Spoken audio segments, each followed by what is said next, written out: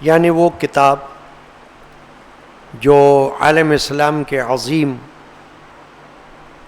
عالم دین، شیخ طریقت، صوفی بزرگ، سلطان العارفین حضرت مولانا محمد جلال الدین رومی رحمۃ اللہ علیہ کی مشہور معروف کتاب ہے، جو فارسی زبان میں اشعار پر مشتمل ہے،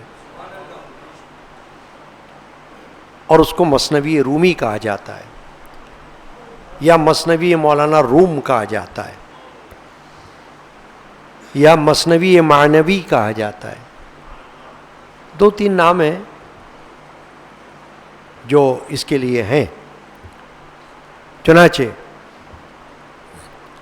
اب آج کی حکایت، آج کی محفل میں جو ہم سنیں گے، اس کا عنوان حضرت مولانا روم نے جو رکھا ہے، گرفتار شدن باز میانے چغداں بویرانہ. ایک باز کا ویرانے کے اندر الوؤں میں جا پھنسنا. باز ایک پرندہ ہوتا ہے اور قیمتی پرندہ ہوتا ہے. یہ عام پرندوں کی طرح نہیں ہوتا، کوے یا اور ایسے پرندے، کبوتر وغیرہ نہیں. ایک خاص پرندہ ہے، شاہی پرندہ کہلاتا ہے. بادشاہوں کے ہاں اس کی قدر ہوتی ہے،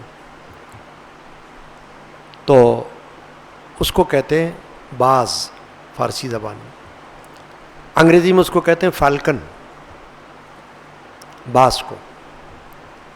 مولانا روم نے حکایت یہ باندھی ہے کہ ایک باز ایک ویرانے میں جہاں الو رہتے تھے، الو آؤلس، الوؤں کا ٹھکانہ تھا ویرانہ، وہاں ایک باز جا کے پھنس گیا. تو مولانا روم نے اس حکایت کو بیان کر کے جو نتیجہ اخذ فرمایا ہے، ہمیں سمجھانے کے لیے وہ ہم کو دیکھنا ہے. مولانا روم فرماتے ہیں، باز در ویرانہ بر چغتاں فتات، راہ گم کر دو در ویراں فتاد. فرماتے مولانا روم کہ ایک باز کسی بے آباد زمین، ویرانہ، بنجر، اجاڑ، بے آباد زمین میں الوؤں میں اچانک جا پہنچا. راستہ بھول گیا، اجاڑ میں بھٹکتا پھر رہا تھا. اب مولانا روم کا مقصد یہ بتانے کا کہ باز جو ہے پرندہ ہے تو ظاہر ہے اڑتا ہے، اور دوسرے پرندے بھی اڑتے ہیں، الو بھی اڑتا ہے. اب اڑتے اڑتے پرندہ کہیں بھی جا سکتا ہے، جانے میں کیا ہے. پرندے ہیں وہ انسانوں کی طرح عقل نہیں رکھتے کہ ان کو یہ پتہ ہو کہ یہ ہمارے جانے کی جگہ ہے یا نہیں جانے کی جگہ ہے، بلکہ بعض تو انسان بھی بے عقل ہوتے ہیں.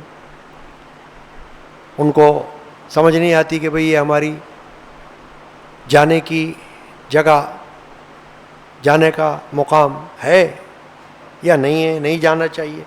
ان کو بھی خیال نہیں ہوتا بعض اوقات. تو پرندہ ہے، اگرچہ وہ باز ہے وہ قیمتی پرندہ، جیسا کہ میں نے کہا کہ وہ کوئی کوے یا کبوتروں کی طرح کا پرندہ نہیں ہے.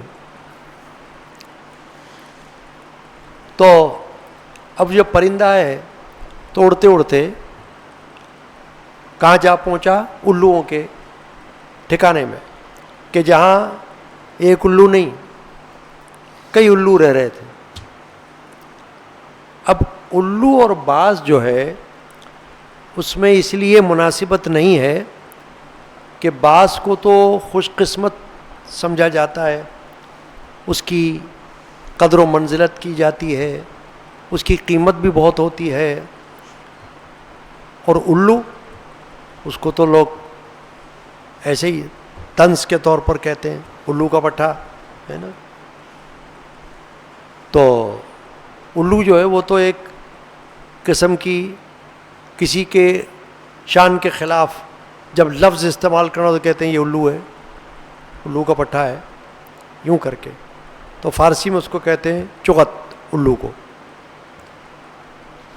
مولانا فرما رہے ہیں کہ کسی بے آباد زمین میں الوؤں کا ٹھکانہ تھا، وہاں ایک باز اڑتے اڑتے پہنچ گیا.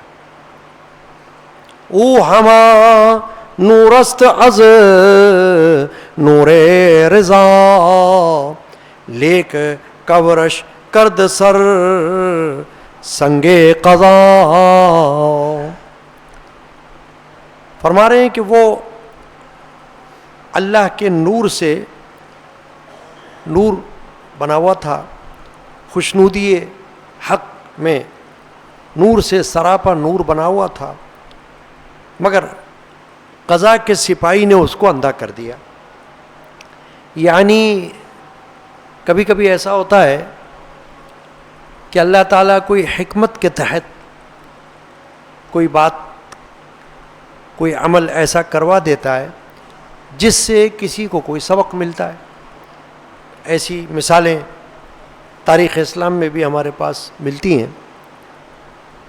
تو اگرچہ مولانا فرما رہے ہیں کہ بعض تو ایک ایسا ہے کہ جو نور رضا، رضا والے نور کا پرندہ ہے، مگر قضا آئی تھی اس کی. قضا سے مراد یہی کہ شامت آئی تھی اس کی، بجائے اس کے کہ اپنے بعض پرندوں میں کہیں جاتا جہاں بعض اس کو ملتے، اس کی شامت آئی تھی، وہ الوؤں میں چلا گیا، الوؤں میں پھنس گیا جا کے. تو مولانا فرماتے ہیں برسرے چغدانش بر سر میر نند پر روبال نازنینش می کنند. اب فرماتے ہیں کہ الو اس کے سر پر ٹھونگے مارنے لگے اور اس کے پیارے پروں کو، بازوؤں کو نوچنے لگے، کیونکہ الو تو ایک سے زیادہ تھے وہاں اور باز بیچارہ اکیلا تھا. تو کبھی آپ دیکھتے نا کہ اکیلا بندہ 4-5 میں پھنس جائے تو پھر اس کی خیر نہیں، کیونکہ وہ تو اکیلا ہے. تو ایسے ہی باز اکیلا تھا، الو ایک سے زیادہ تھے، انہوں نے مل کر اس کی ٹھکائی کی، سر پہ ٹھونگے مارے، اس کے پر کھینچنے لگے، بازوؤں کو نوچنے لگے. اب باز کے بازو، باز کے پر خوبصورت ہوتے ہیں، تو مولانا فرما لگے کہ وہ خوبصورتی اس کی متاثر ہونے لگی. ولولا افتاد در چغداں کے ہاں باز آمد تا بگیرد جائے ماں. الوؤں میں ایک شور ہو گیا کہ خبردار باز آ گیا ہے یہاں پر تاکہ ہماری جگہ پہ قبضہ کر لے. انہوں نے ایک یہ ہنگامہ کر دیا، آپس میں ایک دوسرے کو کہنے لگے الو ہوشیار ہو جاؤ، باز آ گیا یہاں پر. اب ظاہر ہے کہ باز تو باز ہے، الو تو الو ہے. تو الو نے کہا کہ بھئی ہمارا اس کا کیا مقابلہ، ہماری شان تو ویسے ہے ہی نہیں جو اللہ نے باز کی بنائی ہوئی ہے. باز کی شان کچھ اور ہے، ہماری تو کچھ اور ہے.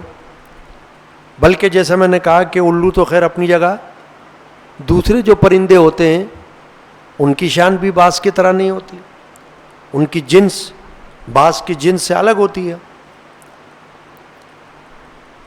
ایک شعر ہے،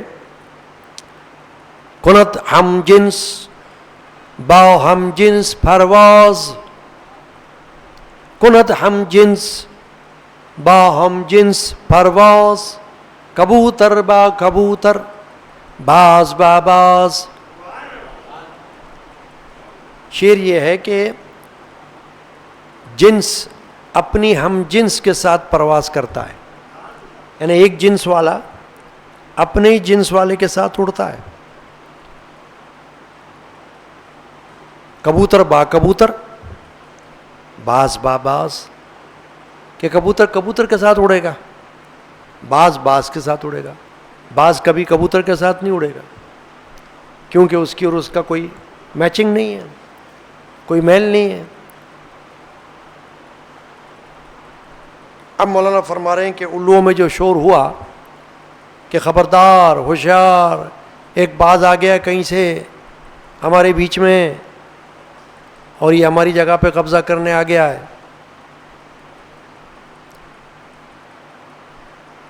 تو مولانا فرماتے ہیں باز گویت من چو در خوردم بچغد سچنی ویران رہا کردم بچغد. باز کہنے لگا کہ میرا اور الو کا مقابلہ کیا ہے؟ یہ خاموخواہ شور مچا رہے ہیں، میرے خلاف بکواس کر رہے ہیں کہ میں ان کی جگہ پہ قبضہ کرنے آ گیا ہوں، ان کے اوپر مسلط ہو گیا ہوں. تو باز کہنے لگا کہ میرا اس کا ان کو الو کا کیا مقابلہ، میری شان تو ایسی ہے کہ ایسے ایسے سینکڑوں ویرانے الوؤں کو میں دے دوں کہ مجھے ان کی ضرورت نہیں. مطلب یہ تھا کہ وہ تو اڑتے اڑتے پہنچ گیا تھا وہاں، ارادے سے نہیں آیا تھا، خواہ مخواہ یہ نیت کر کے نہیں آیا تھا کہ مجھے جانا ہے ان الوؤں میں جا کے پھنسنا ہے. وہ تو قدرت کی بات تھی، اللہ کو کچھ دکھانا مقصود تھا. تو اس نے کہا باز نے من نقاہم بودی جامیر وم سوئے شاہن شاہ راجے میشوم. باز کہنے لگا میں ہمیشہ یہاں رہنے کے لیے نہیں آیا. کیوں گھبرا رہے ہو؟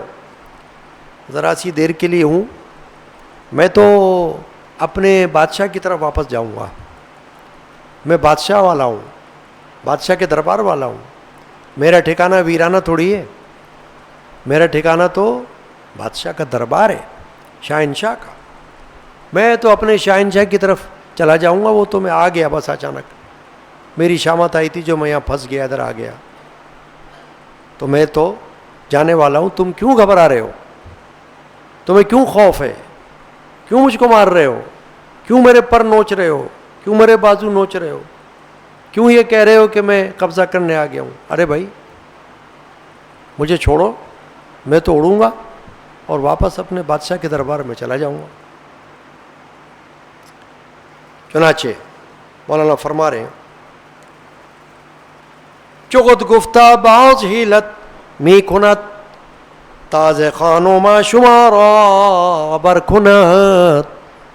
ایک الو یہ کہنے لگا اپنے ساتھیوں سے کہ یہ باز بہانہ بنا رہا ہے تاکہ تم کو تمہارے گھر بار سے نکال دے باہر اور خود یہاں پر رہنے لگے. اس نے دوسروں کو بہکایا، اپنے جیسے الوؤں کو. ایک الو نے. تو حضرت مولانا روم رحمۃ اللہ علیہ اس طرف توجہ دلا رہے ہیں کہ اب وہ جو باز تھا، جب اس نے یہ بات سنی تو اس نے کہا پاسبان من عنایات وست سر کھجاؤ کہ من روم شاہ در پہ اوست. باز نے کہا کہ اس بادشاہ کی عنایات، مہربانیاں میری حفاظت کرنے والی ہیں. میں جہاں جاتا ہوں بادشاہ میرے پیچھے نظر رکھتا ہے.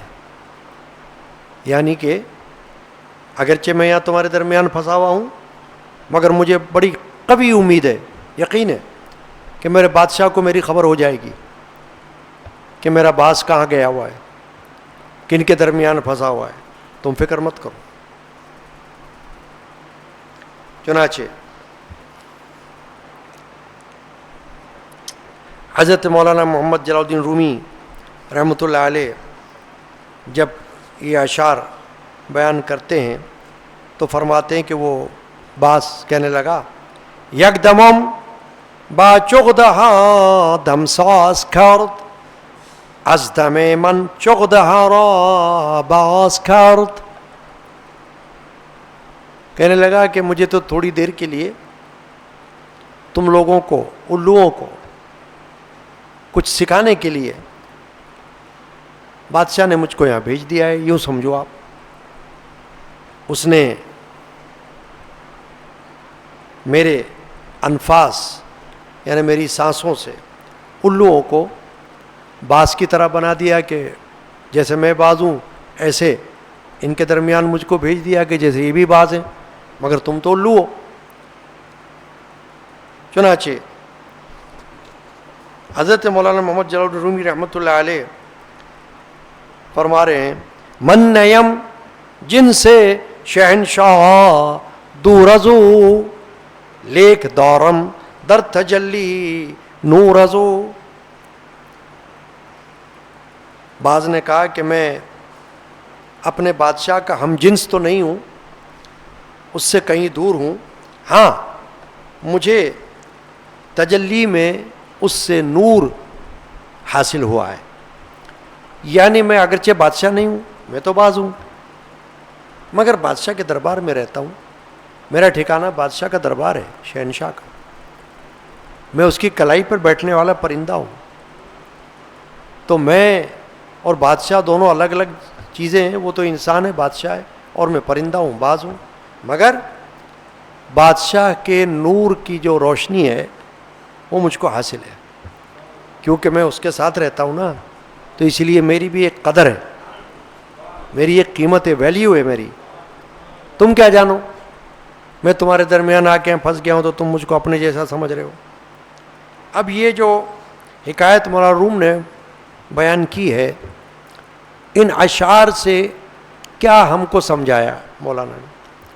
مولانا نے سمجھایا کہ اہل اللہ، اللہ والے، اولیاء اللہ، صالحین، یہ بشریت کی بنا پر عوام الناس میں پھنس جاتے ہیں.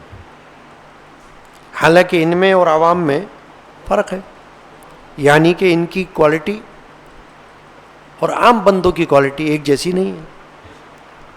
جیسے باز اور الو اگرچہ پرندہ ہے، دونوں پرندے ہیں، دونوں اڑتے ہیں، دونوں آسمان پر پرواز کرتے ہیں، مگر باز ہے، الو ہے. تو مولانا روم نے فرمایا اس کی حکایت کو بیان کر کے سمجھانے کے لیے کہ اگرچہ بشری صورت میں، انسانی صورت میں اہل اللہ بھی ایسے ہی چہرہ رکھتے ہیں، ایسے ہی اعضاء رکھتے ہیں، کان، ناک، ہاتھ، پاؤں، منہ وغیرہ. اور جو عوام ہیں، دنیا دار ہیں، ان کے بھی اعضاء اسی طرح ہیں، ان کو بھی لوگ انسان کہتے ہیں. مگر خصوصیات پر جب نظر کی جائے تو اہل اللہ کا اور دنیا داروں کا کوئی مقابلہ ہی نہیں ہے. اللہ والوں کا اور دنیا داروں کا کیا مقابلہ ہے؟ دنیا داروں کو تو خالی دنیا کی فکر ہے، بس کھانا پینا سونا، پیٹ کی آگ بھرنا اور دنیا کے معاملات کو دیکھنا، موت آئے تو مر جانا. اور اولیاء اللہ جو ہیں وہ تو دنیا کے اندر رہتے ہوئے اختیاری موت حاصل کر لیتے ہیں. اللہ کی راہ میں اپنے آپ کو فنا کرنے والے لوگ ہیں، اللہ کی راہ میں اپنے آپ کو لگانے والے. ان کا اور دنیا داروں کا کوئی مقابلہ نہیں، کوئی میل نہیں. مگر چونکہ دنیا میں وقت گزارنے کے لیے جب تک کہ اللہ نے ان کو حیات بخشی ہے، ان کو اس دنیا میں رہنا ہوگا. اب جب رہنا ہوگا تو پھر قسم قسم کے لوگوں سے بھی ٹکر ہوگی، ان کی قسم قسم کے لوگوں سے واسطہ بھی پڑے گا. ہر بندہ ان کو اپنی نظر سے دیکھے گا، ہر بندہ اپنی عقل سے سوچے گا. جو نظر اللہ نے اہل اللہ کو دی ہوئی ہے وہ ہر ایک کے پاس تو ہے نہیں. جو ایک ولی اللہ کو نور بصیرت اللہ عطا فرماتا ہے وہ دنیا دار کے پاس کہاں ہوتی ہے؟ جو علم، جو عمل، جو عبادت ایک اللہ والے کے پاس ہوتی ہے وہ دنیا دار کے پاس کہاں ہو سکتی؟ مگر مجبوری ہے کہ وہ جب تک اپنی ان کی عمر ہے، حیات ہے، وہ رہتے ہیں دنیا میں. مولانا روم نے یہ بتایا کہ جس طرح بعض کچھ وقت کے لیے الو میں پھنس گیا تھا تو الو اس کی قدر جانتے نہیں تھے، تو اس کے پروں کو نوچ رہے تھے، اس کے بازوؤں کو خراب کر رہے تھے، اس پہ ٹھونگے مار رہے تھے. ان کو پتہ ہی نہیں تھا کیونکہ خود تو الو تھے وہ، ان کو کیا پتہ باز کی قدر و قیمت کیا ہے. ایسے ہی مولانا روم فرماتے ہیں کہ جب اہل اللہ دنیا میں رہتے ہیں تو دنیا داروں کو ان کی قدر و قیمت کا کیا اندازہ؟ وہ سمجھتے ہیں ہماری طرح ہے. جبکہ کفار نے نبی اکرم مفخر بنی آدم صلی اللہ علیہ وسلم کے بارے میں بلکہ دیگر انبیاء کے بارے میں ان کے وقت کے کفار نے یہ کہا کہ تم تو ہمارے جیسے ہو. یہ غلط فہمی کا شکار ہو گئے، گستاخی کی کہ ان کو اپنے جیسا سمجھ لیا. تو مولانا روم اس حکایت سے یہ سمجھانا چاہ رہے ہیں کہ بعض کو الوؤں نے اپنے جیسا سمجھ لیا تھا. ہماری طرح ایک پرندہ ہے، یہاں آ گیا ہے، ہماری جگہ پہ قبضہ کر لے گا، ہمیں یہاں سے بھگا دے گا. تو وہ اس کے جان کے در پہ ہو گئے تھے. لیکن مولانا روم کا مقصد یہ ہے کہ اگرچہ اولیاء اللہ ان دنیا داروں سے کوئی مشابہت نہیں رکھتے مگر مجبوراً اس دنیا میں ان کو رہنا پڑتا ہے، اور وہ ہمیشہ یقین دلاتے رہتے ہیں کہ بھئی ہمارا اصل وطن تو آخرت ہے، ہمارا اصلی وطن تو اللہ کے پاس ہے. تمہارے پاس تو ہم کو کچھ دنوں کے لیے بھیج دیا اللہ نے کہ اگر ہم سے کوئی سیکھنا چاہے تو سیکھ لے. جیسے بعض نے کہا الوؤں کو کہ مجھے تو تمہارے پاس تربیت کے لیے بھیج دیا بادشاہ نے، اور بادشاہ میری حفاظت میں لگا ہوا ہے، مجھے اپنے بادشاہ پہ یقین ہے کہ خود مجھے بچائے گا وہ تم جیسے دشمنوں سے، تم جیسے کمینوں سے کہ تمہیں پتہ ہی نہیں میری قیمت کیا ہے. ایسے ہی مولانا روم فرماتے ہیں کہ اہل اللہ بھی دنیا داروں کو کہتے ہیں کہ تمہیں کیا پتہ کہ ہم اللہ والے ہیں اور ہمارا اصل وطن وہاں ہے، دوسرے جہان میں. یہاں تو ہم کو رہنا ہے، جب تک تمہیں کچھ سکھانا ہے سکھاتے رہیں گے، جس کا نصیب ہوگا آ جائے گا. جیسے انبیاء کرام علیہم السلام نے تعلیم دی تو سب کو دی، نہ دیکھا کون کالا ہے، نہ دیکھا کون گورا ہے، نہ دیکھا کون امیر ہے، نہ دیکھا کون غریب ہے. تعلیم سب کے لیے، نصیب اپنا ہے. یعنی اہل اللہ بھی، اولیاء اللہ بھی، کوئی ان کے پاس آ جائے وہ ہر ایک کو تعلیم دینے کی کوشش کرتے ہیں. یہاں تک کہ غیر مسلم بھی آ جائے تو بھی ان کی نیت یہ ہوتی کیا پتہ اللہ تعالیٰ نے اس کے مقدر میں اسلام کی روشنی لکھی ہو، کیا پتہ اس کا دل بدل جائے، یہ دین اسلام میں داخل ہو جائے. اور اگر کوئی مسلمان آیا ہے ناقص ہے، کیا پتہ اللہ تعالیٰ اس کو کامل کر دے. اگر بے عقل ہے تو اللہ اس کو عقل دے دے، اگر بے ادب ہے تو اللہ اس کو ادب سکھا دے. آتا ہے تو آنے دو. تو وہ کسی کو اپنے پاس سے بھگاتے نہیں ہیں، تعلیم سب کو دیتے ہیں. اب تعلیم مقدر کس کا ہے، یہ بات یہ اللہ پر ہے. کوئی ولی، کوئی نبی کسی کو ہدایت نہیں دے سکتا، ہدایت دینا اللہ کا کام. قرآن مجید میں اللہ نے فرمایا نبی پاک صلی اللہ علیہ وسلم کے حوالے سے، انک لا تہدی من احببت، آپ جس کو چاہیں اسے ہدایت نہیں دے سکتے، یعنی آپ کی خواہش پر کسی کو ہدایت نہیں مل سکتی، آپ تو ہدایت کا راستہ دکھاتے رہیں، بس تعلیم دیتے رہیں۔ اب ہدایت دینا اللہ کا کام ہے، نیت اس کی ہوگی تو اللہ اس کو ہدایت کا دروازہ دکھا دے گا، کھول دے گا دروازہ اس کے لیے، ورنہ آپ کو ثواب تو ملے گا اپنا۔ تو اہل اللہ، اولیاء اللہ تعلیمات کا دروازہ کھلا رکھتے ہیں، اور اپنے پاس آنے والوں کو، جیسے آپ اب آ کے بیٹھے ہو، آپ تعلیم سب کے لیے، علم سب کے لیے، رشد و ہدایت سب کے لیے، پھر نصیب اپنا اپنا۔ ایسے ہی انبیاء کرام کو بھی اللہ تعالیٰ نے یہی پیغام دیا ہے کہ آپ کو ہم نے اس لیے بھیجا اپنی اپنی قوموں کے پاس کہ آپ جا کر ان کو کچھ سکھائیں، کچھ تعلیم دیں، کچھ توحید کی بات بتائیں، کچھ رسالت کی بات بتائیں، کچھ اللہ کے حقوق کی بات بتائیں، کچھ بندوں کے حقوق کی بات بتائیں، کچھ ان کو نیکیوں کا راستہ دکھائیں، برائیوں کے راستے سے بچائیں۔ آپ اپنا کام کریں، بس جب تک آپ دنیا میں رہنا آپ کو ادھر ہی ہے۔ تو دیکھیں انبیاء کرام دنیا میں آئے، کفار کے ساتھ رہے، مشرکین کے ساتھ رہے، منافقین کے ساتھ رہے، گستاخوں کے ساتھ رہے، بے ادبوں کے ساتھ رہے، چھوڑ کر گئے نہیں، لگے رہے، کیونکہ اللہ کی طرف سے حکم تھا کہ بس آپ لگے رہو، جو آپ کے راستے پر آنا چاہے گا اللہ اس کو راستہ دکھا دے گا، اور اگر نصیب نہیں ہے تو بس وہ جانے، اللہ جانے، آپ کو تو اپنی تبلیغ کا ثواب ملتا رہے گا۔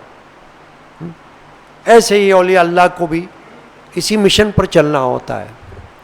تو مولانا روم نے باز اور الو کی حکایت جو آپ نے سنی، چند اشعار، اس سے کیا مطلب لیا کہ مولانا فرما رہے ہیں کہ باز کی طرح اللہ والے دنیا داروں میں پھنس جاتے ہیں، اس دنیا میں رہنے کی وجہ سے دنیا دار ان کی قدر نہیں جانتے، ان کا ادب نہیں کرتے، احترام نہیں کرتے، ان سے کچھ سیکھتے نہیں، پڑھتے نہیں، علم حاصل نہیں کرتے، اپنی آخرت نہیں سنوارتے، تو کیا کریں؟ ان کا کام تو بتاتے رہنا ہے، بتاتے جائیں گے، بس بتاتے رہیں گے جب تک ان کو دنیا میں رہنا ہے۔ تو آپ دیکھ لو، ہر نبی اپنا وقت گزارنے آیا، وقت گزار لیا، دنیا سے پردہ کر لیا، اگرچہ قبروں میں زندہ ہیں۔ ہمارا عقیدہ اہل سنت و جماعت کا کہ ہر نبی اپنی قبر میں زندہ ہے، دنیاوی وجود کی طرح، ہمیں نظر نہیں آتا، اور ہمارے رسول صلی اللہ علیہ وسلم حیات النبی ہیں۔ یہ ہمارا عقیدہ ہے سنیوں کا، جس کا یہ عقیدہ نہ وہ سنی نہیں ہوگا، وہابی ہوگا، نجدی ہوگا۔ وہابی کہتا ہے وہ تو مر گئے، معاذ اللہ، وہابی کہتا ہے وہ تو مردہ ہیں، معاذ اللہ، مگر سنی کہتا ہے نہیں وہ تو زندہ ہیں، حدیثوں کی روشنی میں زندہ ہیں۔ تو وہ سرکار دو عالم صلی اللہ علیہ وسلم کو زندہ مانتا ہے، حیات النبی مانتا ہے۔ تو جب تک اللہ نے نبی کو دنیا میں رکھا وہ تعلیمات پہنچاتے رہے، تبلیغ کرتے رہے، اور جب وقت آ گیا تو دنیا سے پردہ کر لیا۔ اپنے قبر انور میں تو زندہ ہیں مگر عالم کی نظر سے پوشیدہ ہیں۔ ایسے ہی اولیاء اللہ جب تک دنیا میں رہیں گے ایک باز کی طرح الوؤں کے ساتھ رہنا پڑے گا ان کو، وہ رہیں گے اور رہتے ہیں۔ بہت سے لوگ ایسے ہوتے ہیں قسم قسم کے، عجیب عجیب قسم کے لوگ، ان کے ساتھ رہنا پڑتا ہے اور برداشت کرنا پڑتا ہے، اولیاء اللہ کو تحمل کرنا پڑتا ہے۔ کئی لوگوں کے ساتھ باتیں کر کر کے ان کی جہالت کو بھی برداشت کرنا پڑتا ہے. جہالت کی باتوں کو سن کر فتنے کو ٹالنا پڑتا ہے, کیونکہ رہنا اس دنیا میں ہے نا, تو کسی نہ کسی طریقے سے بس ٹال دیتے ہیں ان کو, الوؤں کو. تو مولانا روم نے یہ ایسی اچھی مثال دی کہ بعض کی طرح الوؤں میں رہنا یہ انبیاء اور اولیاء کو اللہ کی طرف سے حکمت ہے, کرنا پڑتا ہے. اب اگر اللہ تعالیٰ کسی کو یہ توفیق دے دے تو وہ ان کی قدر و قیمت پہچان لے گا, ہدایت کا دروازہ اس پر کھل جائے گا, نہیں تو اس کا نصیب جانے. تو آج کی محفل مجلس میں مثنوی رومی میں ہم نے ایک باز کا ویرانے میں الوؤں کے درمیان پھنسنے کا ذکر ہم نے سنا, اور اس کا نتیجہ مولانا نے یہ بتایا کہ اسی طرح اہل اللہ بھی ایسے نا قدر شناس لوگوں میں پھنسے ہوئے رہتے ہیں دنیا میں, روزانہ واسطہ پڑتا رہتا ہے, مگر وہ اللہ کے بھروسے پر جیتے رہتے ہیں اور اس کو مشیت الہی سمجھ کر ان کو برداشت کرتے ہیں, دنیا کے الوؤں کو. اللہ تعالیٰ آج کی نشست میں جو کچھ ہم نے پڑھا اور سنا, اس کو سمجھنے کی ہمیں توفیق عطا فرمائے. ہے روح افزا سلام میں رومی, ہے روح